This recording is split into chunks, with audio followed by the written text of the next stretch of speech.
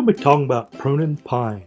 There are various species of pines. Most of the techniques covered in this video will apply to any pine species. In this training video, we will look at pruning techniques for three of them.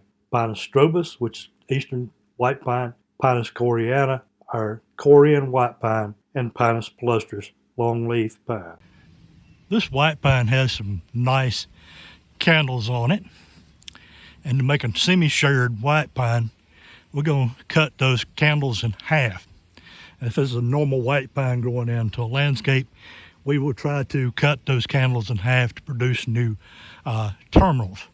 And the candles are the term we use for terminals on a pine tree. This is not something you're going to find used on mostly deciduous trees and seldom used on other conifers other than maybe spruces and fir. So I'm going to cut this candle in half. And if you notice very clearly, I'm using this pair of Felco pruners and I'm cutting into this soft candle. And I'm cutting it in such a way that there'll be a bud there or multiple buds there, probably 2 to 3, and they'll actually branch out and be more like this particular configuration. So we'll have a short area there that's bare with a area that'll produce new candles and new terminals.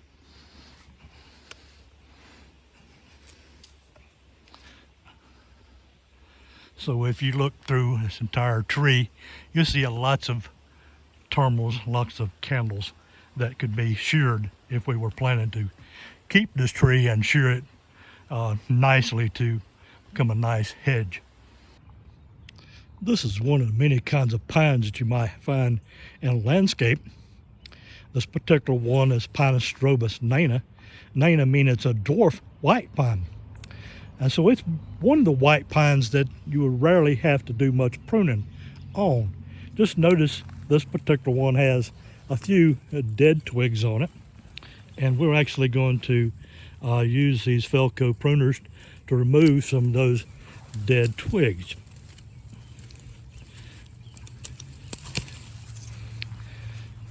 Pines, unfortunately, are interesting plants. They're very difficult to prune, in the sense that that if you prune too far into them, into the tissue, unless you're pruning into secondary or primary wood, those tissues don't produce new shoots.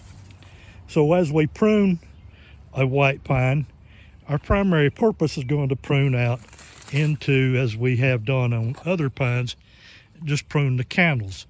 With the dwarf white pine, these candles are very small. So you notice the candle on here is so small, we seldom ever have to prune. And so dwarf white pines are not going to be one of those pines that you would find necessary to prune. Here's another white pine, a Korean white pine. It's more for landscape purposes, and you notice the candles are fairly long. And if I want this to compact and be more like a semi-sheared white pine that I might use in a hedge or in a screening area, then I'm going to cut that branch in half. And so I'm cutting those candles, refer to them as candles, in half, and this will make them branch down at those buds. So I'm cutting it in half, basically at the top of a node where the needles came out. And as I do that, you'll notice you can't very well see the buds down in there, but they're there. And they'll come out and branch with new little tiny candles very soon. If I wait till that wood gets hard, then it typically is going to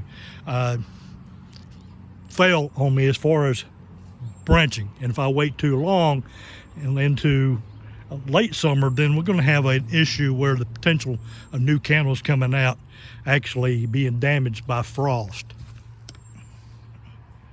There's another of those candles that I've cut. Here's another candle. And if I go through this entire tree, I'm going to end up with several candles pruned out. Here we're looking at a Pinus polustrus longleaf pine. It's a native of the southeast, primarily on the coastal plain of the Carolinas and Georgia. Just as its name indicates, the needles are quite long, usually 13 to 15 inches in length.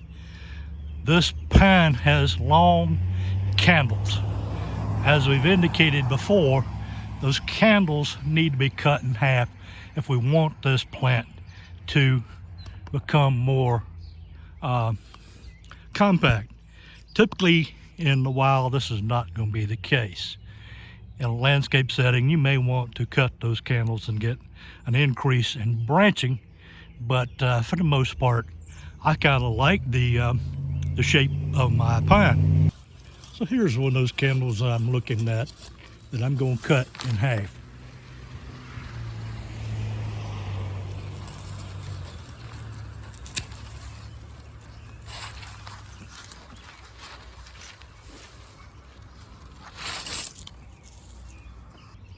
If you notice these smaller candles on the end, they're already becoming more compact and will actually cause the plant to produce more terminals at the end of this branch as opposed to continuing to become elongated.